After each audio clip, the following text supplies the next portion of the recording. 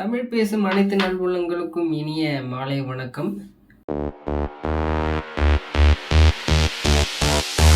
Hey, drop.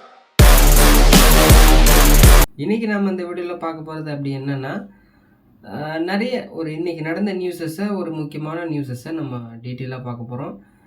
விஜய்க்கு ஏன் இவ்வளோ மவுஸ் இருக்குது, அந்த நெல் கொள்முதலில் நடைபெற்ற அந்த எம்ஆர்கே பன்னீர்செல்வம் எடப்பாடி பழனிசாமி உள்ள அவங்க 2 பேருக்கும் நடந்த அந்த ஒரு போர், ஒரு வார்த்தை மோதல், அதை பற்றி பார்க்க போகிறோம். இந்திய அணி தோத்துட்டாங்க. ஓகேவா? இந்திய மகளிர் அணி செமிஸுக்கு போகணும் அப்படின்னா இன்றைக்கி நியூசிலாந்து தோக்கடிச்சா போதும், கண்டிப்பாக செமிஸுக்கு போயிடுவாங்க. பட் ஆனால் Australia, England top team, south Africa அவங்களாம் இருக்காங்க, அவங்கள அடிப்பாங்களா அப்படிங்கிறது தெரியாது. அதே போல் தாவேகா தலைவர் விஜய் அவர்கள் எப்போ தான் வருவார் அப்படிங்கிறது அப்டேட் எப்போன்னு தெரியல. அதுக்கப்புறம் பார்த்திங்கன்னா மழை முன்னாடி சொல்லியிருந்தாங்க சென்னையில் கரையை கடக்குதுன்னாங்க. அது கடக்கலை. அது கொஞ்சம் காற்றின் திசை மாறுபாடு காரணமாக அது மேலே ஆந்திரா விஜயவாடா பக்கம் போயிட்டுருக்கு. அதே போல் மழை காலத்தில் நீங்கள் என்னென்ன செய்யணும், செய்யக்கூடாது, ஓகேவா? இதெல்லாம் நான் நல்லதுக்கு தான் சொல்ல வரேன். மழை ஏன் இப்படி பெய்யுது, மழை பெய்யும்போது நீங்கள் என்னென்ன செய்யணும். எக்ஸாம்பிளுக்கு சென்னை, பெங்களூரு, திருச்சி, மதுரைலாம் இருப்பீங்க. அங்கெல்லாம் அந்த பாதாள சாக்கடைக்கு அந்த ஹோல்ஸ்லாம் இருக்கும். அது ஒரு சில டைம் மூடாமல் கூட இருக்கலாம். அதெல்லாம் பார்த்து தெரிந்து கொண்டு செல்லுங்கள். ஏன்னா மழை பெஞ்சிருக்கும்பொழுது உங்களுக்கு எது பள்ளம் மூடுன்னு தெரியாது. ஓகேவா? இதை நான் சொன்னால் கூட பூமர் அங்கிள்னு நிறைய பேர் கமெண்ட் பண்ணுவீங்க. பட் ஆனால் ரியாலிட்டியை சொல்கிறேன்னா, நல்லவங்க எடுத்துப்பாங்க கண்டிப்பாக. நான் மற்றவங்களாம் கெட்டவங்க அப்படின்னு நான் சொல்ல வரல. நல்லவங்க கண்டிப்பாக எடுத்துப்பாங்க. இதெல்லாம் வீடியோ ஃபுல்லாக பாருங்கள். நான் சொல்கிறது எல்லாமே நல்லதுக்கு தான்.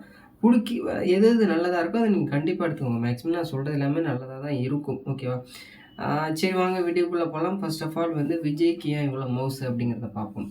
ஏன்னா ஒரு எலெக்ஷன் அப்படின்னா 2021, அதுக்கப்புறம் 16, 11 நடந்த எலெக்ஷன்லாம் அவ்வளோவா பெரிய அளவில் எக்ஸ்பெக்டேஷன் இல்லை. மேபி இப்போது இந்த 2026 எலெக்ஷன் எக்ஸ்பெக்டேஷன் அதிகம். இப்போது திமுகவிலேருந்து எம்ஜிஆர் வந்தார் வெளியில். அப்போது எக்ஸ்பெக்டேஷன் இருக்கும்பொழுது பெரிய அளவில் வாக்கு வங்கி பெற்று முதலமைச்சராக இருந்தார். அவர் இறக்கும் தருவாயில் வரையுமே அவர் தான் முதலமைச்சராக இருந்தார்.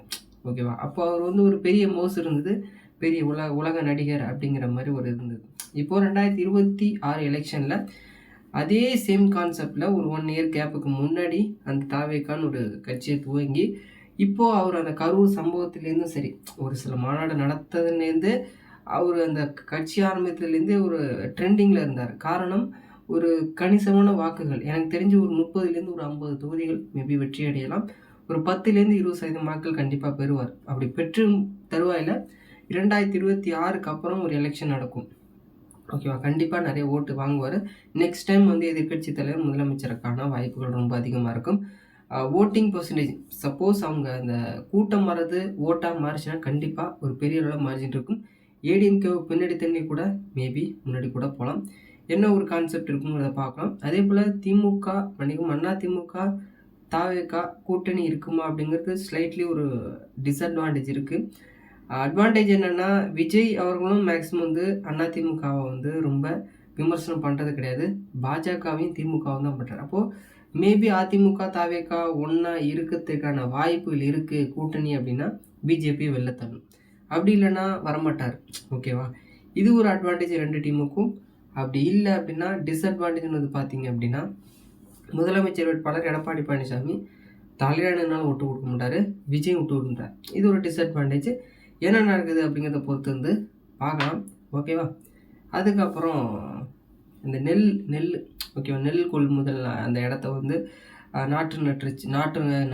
நாற்றே விளைஞ்சி வந்துச்சு, சரியான ஒரு இது இல்லை, ஒரு நெல் கொள்முதல் நிலையம் இல்லை அப்படி இப்படின்னு சொல்லி இபிஎஸ்ஸும் மேற்க பன்னீர்செல்வத்துக்கும் ஒரு சிறிய விவாதம் மாதிரி போயிட்டு இருந்து அது 2 நாளாக போயிட்டுருக்கும். ஆனால் 2 பேரும் ஆட்சி காலத்துலேயும் சரி, அதிமுக ஆட்சியிலும் திமுக ஆட்சியிலும் இந்த மாதிரி நிறைய சம்பவங்கள் நடந்துகிட்ருக்கு. அதனால் இதை நம்ம அரசியலாக பார்க்க வேண்டாம். ஓகேவா? அரசியலாக பார்க்காம வருங்காலத்தில், ஓகேவா? ஏன்னா இப்போ அவங்க எதிர்கட்சி தலைவராக இருக்கும்போது, திமுக இருக்க எதிர்கட்சி தலைவராக இருக்கும்பொழுது அவங்க இப்படி தான் பேசுவாங்க. இப்போது ஏடிஎம்கே இருக்கிறதுனால ஏடிஎம்கே அப்படி தான் பேசுவாங்க. அதனால் அரசியலுக்கு அப்பாற்பட்டு நம்ம யோசிக்கணும். நம்ம அதிமுக இவங்க நல்லா செஞ்சுருவாங்க, இவங்க நல்லா செஞ்சுருவாங்கன்னு நினைக்க வேண்டாம். ஓகேவா? மக்களுக்கு எது தேவையோ அதை கண்டிப்பாக அரசு செஞ்சு கொடுத்தா போதும். நான் மற்றபடி எதுவும் விரும்பலை. நான் சொன்னதுலேயே உங்களுக்கு நிறைய பேருக்கு புரிஞ்சிருக்கும்னு நினைக்கிறேன். ஓகேவா? ஏன்னா எல்லாமே இதை அரசியலாக பார்க்குறாங்க. நெல் கொள்முதல் நிலையம் கொஞ்சம் அமைச்சா நல்லாயிருக்கும் அப்படிங்கிறத நான் இந்த வீடியோ மூலமா தெரிவிக்க விரும்புகிறேன். ஓகேவா? அதே போல் நெக்ஸ்ட்டு மழை பெய்யுறது. மழை வர்றது நிறைய பேருக்கு தெரியுமா தெரியாது. ஒரு ஷார்ட்ஸ் வீடியோ கூட நான் போட்டிருக்கேன், போய் பாருங்கள். அதில் நான் தெளிவாக ப்ரீஃபாக எக்ஸ்பிளைன் பண்ணி சொல்லியிருக்கேன். எந்த ஒரு கூகுளில் போய் கரெக்டாக ஓப்பன் பண்ணிக்கோங்க. கூகுளில் விண்டி WINDY விண்டின்னு ஒரு ஆப் இருக்கும். அதை கிளிக் பண்ணி அதில் 3 டாட் இருக்கும். அதில் நிறைய அமெரிக்கன் அண்ட் யூரோப்பியன் அந்த இதெல்லாம் இருக்கும் ரேடார். ஓகே, அதை நீங்கள் அதை பார்க்க வேண்டாம். அதில் ரெயின் தண்டர்னு இருக்கும். அதை கிளிக் பண்ணி பார்த்தீங்கன்னா உங்களுக்கு அந்த ப்ளூ க்ரீன் ரெட் இந்த மாதிரி ஆப்ஷன்ஸ்லாம் இருக்கும். அதில் ரெட்டுங்கிறது ரொம்ப அதிக கனமழைம்பாங்க. அதே போல் அந்த க்ரீனுங்கிறது கனமழைன்னு சொல்லுவாங்க. ப்ளூ மிதமான மழை அப்படின்னு சொல்லுவாங்க. அதில் உங்களுக்கு அந்த ஒரு டைமிங் இருக்கும். ஒரு 10 நாள் டிஸ்டன்ஸுக்கு அந்த ஒரு ஷெட்யூல் மாதிரி இருக்கும். அதில் அந்த காற்று எப்படிலாம் மாறுபாடும். ஏன்னா வானத்தில் இருக்க சேட்டலைட் நமக்கு படம் பிடிச்சி காட்டுறது. அப்போது நமக்கு கண்டிப்பாக ஒரு அப்ராக்சிமேட்டாக தெரியலனாலும் ஒரு டீசெண்டாக ஒரு 10 நாளைக்கு என்ன நடக்க போகிறது, காற்றழுத்த தாழ்வு பகுதியாக மண்டலமாக புயலாங்கிறது தெரியும். ஆனால் ஒரு 2 நாளுக்கு பிஃபோர் ஒரு 2 நாள் கழித்து பார்க்கும்போது கண்டிப்பாக உங்களால் அக்யூரேட்டாக பார்க்க முடியும். ஒரு 10 நாள் பார்க்கும்போது காற்று எப்படி வேணாலும் மாறுபடலாம். இப்போது புதுச்சேரியில் கரையை கடக்கும்னு சொல்கிறது, சென்னையில் போகலாம், சென்னையிலேருந்து விஜயவாடா கூட போகலாம். இந்த காற்றின் மாறுபாடு காரணமாக 2 நாள் டிஃப்ரென்ஸில் நீங்கள் பார்க்குறதே போதும். இப்போ புதன்கிழமை எனக்கு வெள்ளிக்கிழமை பார்க்கணும்னா வெள்ளிக்கிழமை ஓகே. அதனால் புதன்கிழமை பார்த்துட்டு சனிக்கிழமை திங்கக்கிழமை பார்த்தீங்கன்னா கொஞ்சம் டிஃப்ரென்ஸுங்கிறது கண்டிப்பாக இருக்கும். ஓகேவா? ஏன்னா இப்போ கூட ஒரு காற்றழுத்த தாழ்வு பகுதி உருவாகுது நாளைக்கு நினைக்கிறேன். ஓகே, நாளைக்கு வர்றது உங்களுக்கு வந்து சென்னையில் கரையை கடக்கிறதா இருந்து நான் ஒரு 5 டேஸ்க்கு முன்னாடி பார்க்கும்போது இப்போ வந்து பார்த்தீங்கன்னா விஜயவாடா பக்கம் போகுது. ஓகேவா? அதனால் வந்து விண்டின்னு ஒரு ஆப் இருக்கும். அதை இன்ஸ்டாலுங்கிறத கூகுள்லேயே சர்ச் பண்ணி ஒரு 5 நிமிஷத்தில் பார்த்துடலாம். ஓகேவா?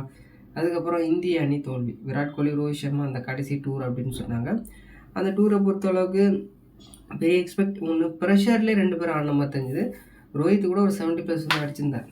ஓகேவா? ஃபஸ்ட்டுலேயும் சரி செகண்ட் ஓடிலையும் பெரிய அளவில் ஒரு ப்ரெஷர் கொடுக்காத ஒரு கேம் மாதிரி இருந்தது. செகண்ட் ஓடி கூட ஓரளவு ஓகே, இது கொஞ்சம் ரன்ஸ் அடித்து மேபி டஃப் கொடுத்தாங்க கொஞ்சமாக அப்படின்னு சொல்லலாம். 2 ஓடியுமே பெரிய அளவில் 2 ஓடியுமே பெரிய அளவில் ஒரு டஃப்பே கொடுக்கல. ஏன்னா வந்து நம்ம எக்ஸ்பெக்டேஷன் பண்ணது இந்தியா எல்லாத்துலேயும் ஜெயிக்கிறாங்க. ஓடி T20 ஃபார்மேட்டில் டெஸ்ட்டில் எல்லாத்தையும் ஜெயிச்சுட்டு வர்றாங்க. ஆஸ்திரேலியாவில் போய் ஆஸ்திரேலியாவும் அடிப்பாங்க அப்படின்னு நினப்பு இருந்தது. 2 ஜாம்பவான்கள் இருக்காங்க அப்படின்னு. ஓகே, பட் ஆனால் வந்து ஏஜிங்க தான் நிறைய வீட்டில் சொல்லியிருக்கேன்.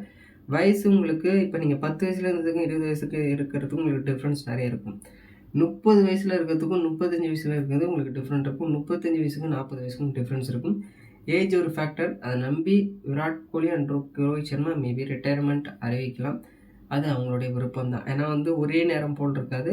உங்களுக்கு அந்த உடல் அதுங்கிறது டிஃப்ரென்ஸுங்கிறது கண்டிப்பாக காட்டும். அதே ஏன்னா நீங்கள் டொமஸ்டிக் கூட ஆடுறது இல்லை.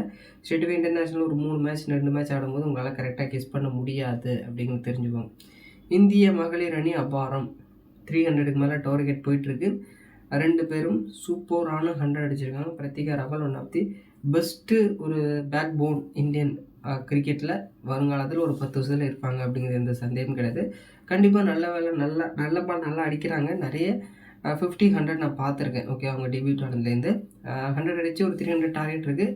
இன்னைய மேட்சஸில் கண்டிப்பாக ஜெயிச்சிட்டாங்க அப்படின்னா இந்தியா குவாலிஃபை செமிஃபைனலுக்கு போயிடுவாங்க. கண்டிப்பாக வாய்ப்பும் இருக்குது. அப்படி தோத்தாலுமே இன்னொரு சான்சஸ் இருக்குது பங்களாதேஷோட. அதனால் ரொம்ப காம்படிட்டிவாக இருக்காது. மேபி இதில் ஜெயிச்சு இந்தியா மேபி மேலே வரலாம். ஏன்னா வந்து கண்டினியூ ஜெயிச்சு போகிற டீம் எனக்கும் கப் அடிக்காது. இந்த மாதிரி தட்டு மாதிரி வர டீம் தான் கப் அடிக்கும். அது நிறைய வந்து பார்த்துருக்கோம். ஓகேவா? சரி, ஓகே. மழை பார்த்துட்டோம், கிரிக்கெட் பார்த்துட்டோம், தாவேக்கா தலை விஜய், அரசியல் நிகழ்வுகள் பார்த்துட்டோம். ஓகே, தங்கம் விலை குறைஞ்சிட்டே வருது. இங்கேயும் இருந்த தங்க விலை 3000 4000 வந்து குறைஞ்சிருக்கு. தங்கத்தை வாங்கி சேமிங்க. ஓகேவா? வீடியோ பிடிச்சா லைக் பண்ணுங்கள், ஷேர் பண்ணுங்கள். மற்றவங்களுக்கும் ஷேர் பண்ணி லைக் பண்ணி சப்போர்ட் பண்ணுங்கள். தேங்க்ஸ் ஃபார் வாட்சிங். நெக்ஸ்ட் வீடியோவில் வந்து பார்க்கலாம். உங்களுடைய கருத்து என்ன அப்படிங்கிறத கீழே கமெண்ட் பண்ணுங்கள் இந்த வீடியோவில் நான் சொன்னதில். ஓகேவா?